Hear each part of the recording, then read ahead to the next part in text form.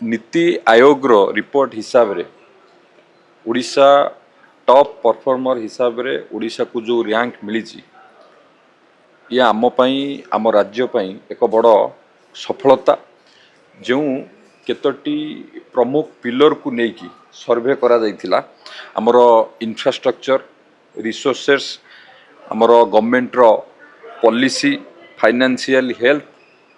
एवं is of doing business यही केतोटी प्रमुख पिलर को नहीं सर्वे करा जाइथिला। तो आम राज्य रे जो भली भाव में आम इन्वेस्टर मानू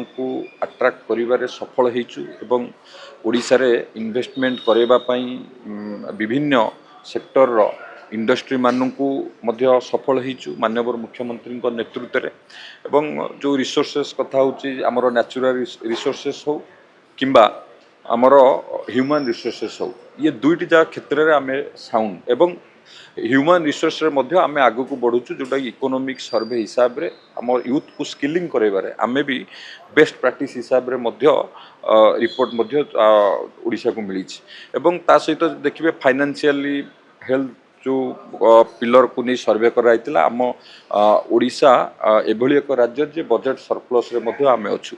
एवं इंफ्रास्ट्रक्चर सृष्टि करिवारे मध्य आम राज्य मध्य विभिन्न कार्यक्रम इंफ्रास्ट्रक्चर डेवलपमेंट करने मध्य करुछन। तो ये सब क्षेत्र रे नीति आयोग जो रिपोर्ट देइछि एवं इन्वेस्टर मान को अट्रैक्ट करिवारे इन्वेस्टमेंट करिवारे एवं इंडस्ट्री डिपार्टमेंट को नीति आयोग रो जो टॉप परफॉर्मर हिसाब रे जो माने आगुरु महाराष्ट्र हो गुजरात हो यही सब स्टेट मान सहित आम कम्पीट करिक जितेबाला आगु को जाउछु ये आम राज्य पई एक बड़ सफलता निहाती भाव में एवं आगामी दिन में ये कार्य जारी रहिबो माननीय मुख्यमंत्री नेतृत्व में आम आसंता मास अगस्ट रे रोड शो करने को जाऊँ जो सेक्टोराल इन्वेस्टमेंट को जो गुरुत्व दि जाउछि। तो आपण देखिथे पूर्वर फार्मा पाई हो किंबा टेक्सटाइल पाई हो रिन्यूएबल एनर्जी ये सब सेक्टर को गुरुत्व दि जाई कनक्लेव करा जाइथिला। ये भी मध्य दिल्ली रे